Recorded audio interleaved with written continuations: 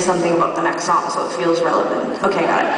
So, the other day we were in Edmonton, and we were playing this radio station event, and there was all these fans there. It was so fun, and the show was good, but mainly we were just really funny that night, so,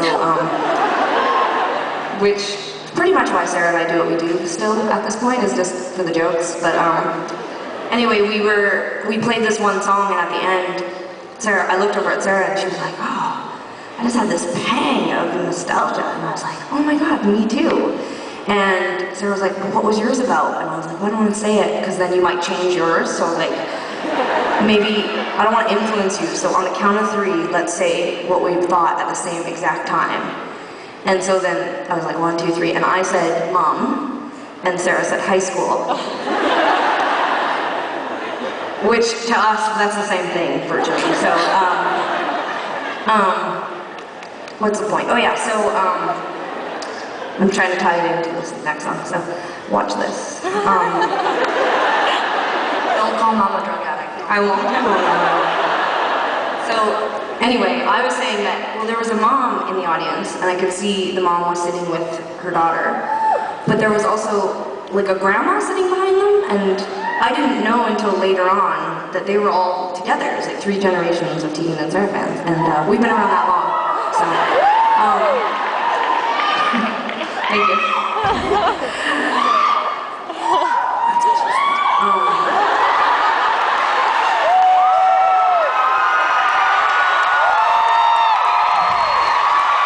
No, don't reward me. Don't reward me.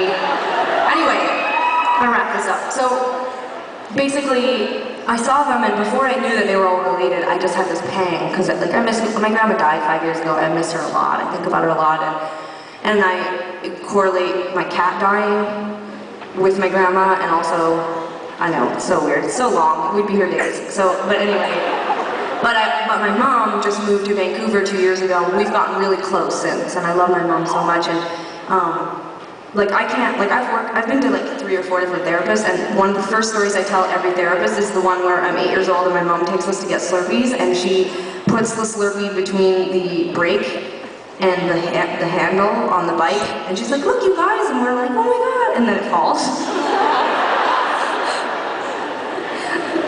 My mom fucked me up for life because of this. I was so upset about it.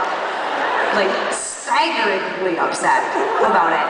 Like, lay in bed at night, like, not cry, like, you're like, like, I mean, again, it would take years to get into why that upset me so much, but anyway, all that flashed through my mind while we were playing the song, and I saw the 3 ladies, and I was like, they're related, and whatever, anyway. So my mom lives in the downtown east side, she's a drug addict, anyway. Now, I don't know how to get back to Mom without talking about Edmonton, that's weird.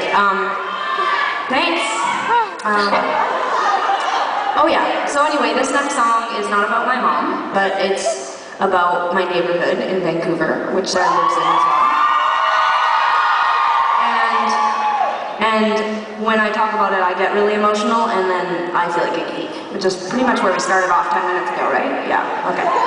So, anyway, it's kind of weird to play a rock song about a neighborhood that makes you feel really sad, because you get all amped up and pumped, and everyone sings along, and then you feel kind of like a jerk. But it's a really interesting neighborhood. It's really sad and scary, but it's also got an incredible family vibe, and there's so many things that are happening down there that are helping the people that live on the downtown east side. And anyway, I just wrote this song because I'm a self-absorbed narcissist, and I thought maybe if I wrote a song about something other than myself, I might be less narcissistic, but as it turns out, I'm not. So there you go. And my mom lives there too.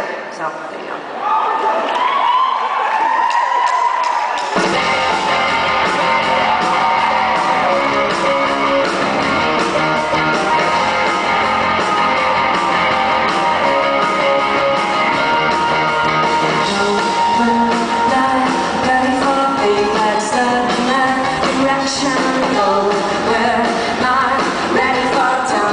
Trash boy, election boy.